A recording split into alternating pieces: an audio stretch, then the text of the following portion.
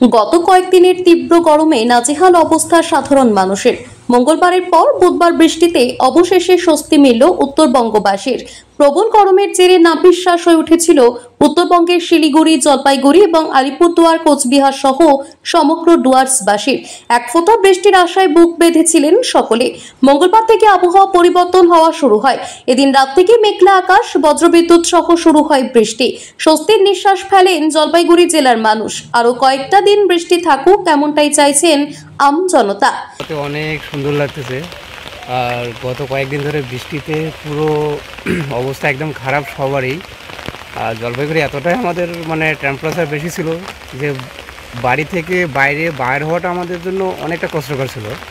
In fact সবসময় কাজের জন্য বাইরেই থাকতে হয়, আর এত তাপমাত্রা ছিল যে বলার বাইরে।